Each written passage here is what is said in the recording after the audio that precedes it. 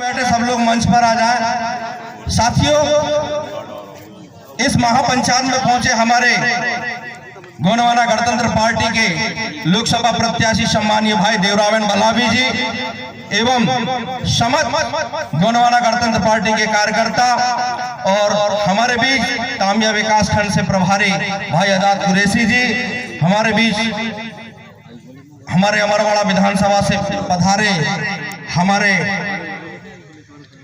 Major साहब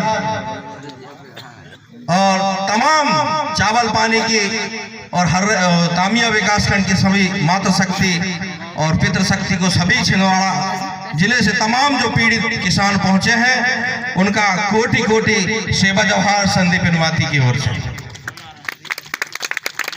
साथियों,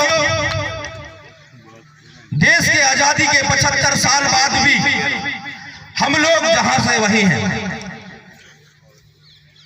साथियों,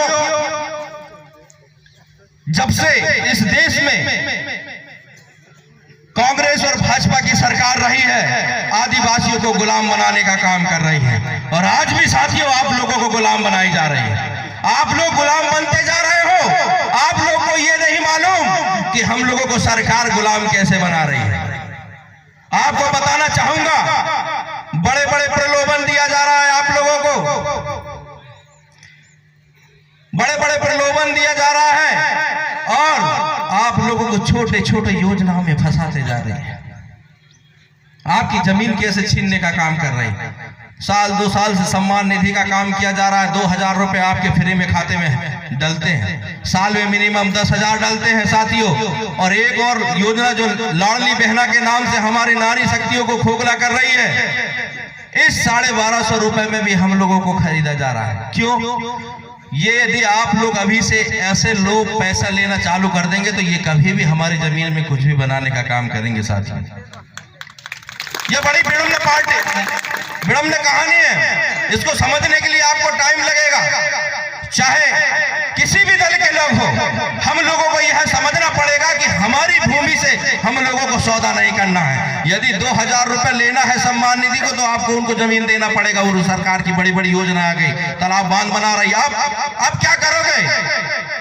वही सम्मान निधि उस खेत को फसल करने के नाम से आप लोगों को 2000 रुपए दिया जा रहा है। धीरे धीरे उसकी रकम बढ़ती जा रही है और आज वही कहानी है आप लोगों के बीच में। आप लोगों के बीच में वही कहानी है कि उसका बदला वो आप बांध बना के लेंगे, आपकी जमीन छीनी जा रही है। साथियों, ऐसा नहीं है कि ये चावल पानी का सिंगल लड़ाई है। हमारे हर्रई विकास खंड में शक्कर परियोजना के तहत, मैं भी हर्रई से रहता हूँ, हर्रई से चलकर मैं आज भलाबी जी के सामने आप लेके चल के आया।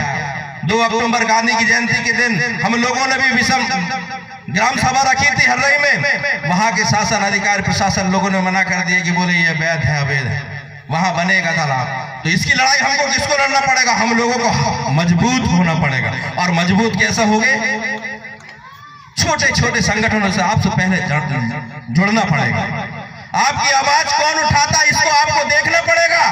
आपकी आवाज को सुनने वाला कौन है? आपके लिए यहाँ कंधे से कंधे मिलाकर अपना खून निछावर करने के लिए जो तैयार रात दिन से मेहनत कर रहा है आदिवासी कौम, ऐसे लोगों को नेता आपको बनाना पड़ेगा और विधानसभा में वो आप लोगों की आवाज उठाने का काम करेंगे साथियों। लेकिन हमारे लोग चंद रुपए में बिकने वाले, चंद पैसे में, छोटे छोटे पौवे में बिकने वाले लोग हमारे लोगों को सरकार नहीं बना पाते, उनको वोट नहीं कर पाते। चंद लोभ के चक्कर में आप लोग ऐसे विधायक, ऐसे नेता, ऐसे सांसद, ऐसे मुख्यमंत्री चुन देते हो जो आपके हक अधिकार का, वो आपके निजी भूमि को भी छीनने का काम करते हैं। आज बड़ी बड़ी योजनाएं संचालित हो गई। रानी अवंतीबाई के तहत दूधी नदी में जो बांध बना रहा है वही ग्राम पंचायत महासभा है आज। तो आप लोगों को एकजुटता दिखाना है साथियों। आप लोगों को, आपकी लड़ाई है, आप लोगों को लड़ना है। इसके लिए आपको परिपक्व तैयार होना पड़ेगा। कैसे तैयार होना पड़ेगा? आपके पास हर चीज से तैयार होना पड़ेगा। आपको शिक्षा लेना पड़ेगा, आपको हथियार बनाना पड़ेगा, सारी चीज करना पड़ेगा। हम लोगों के पास कुछ नहीं।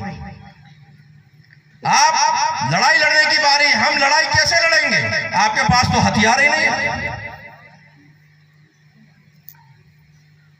आदिवासियों को नक्सली घोषित कर दिया जाता है।